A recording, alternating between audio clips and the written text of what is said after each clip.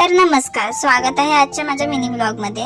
तर आज मी जात होते मेहंदीच्या ऑर्डरला। विरारला जायचं होतं मला मेहंदीच्या ऑर्डरला, तर मी त्यासाठी रेडी होत होती।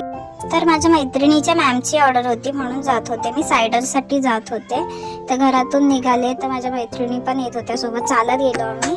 नालासोपारा स्टेशनला पोहोचले, ट्रेन पकडले आणि आले विरारला। तर विरारला येऊन मला मित्तू भेटली, तिच्याच मॅमची ऑर्डर होती। मग रिक्षा पकडून आम्ही गेलो डायरेक्टली ग्लोबल सिटीला आणि मग तिथे जाऊन मॅमनी वगैरे ना सगळं आम्ही पाणी वगैरे प्यायला आणि मग सगळं काम चालू केलं।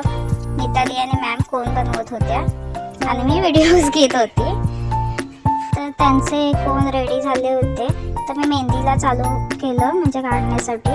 तर ह्या फर्स्ट दीदी होत्या, त्यांना मी मेहंदी काढायला चालू केली।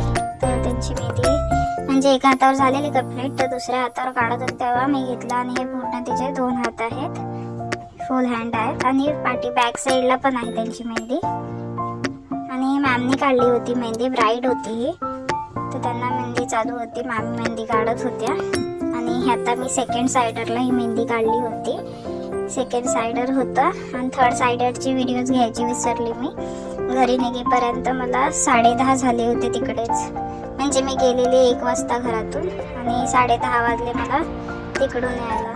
फक्त बोलायचं हेच आहे, जर तुम्हाला मेहनत करायचे, पैसे कमवायचे तर काहीतरी करावं लागतं, टाईम सॅक्रिफाईस करावा लागतो, आपल्याला वेळ काढून ऑर्डर्सला जावं लागतं।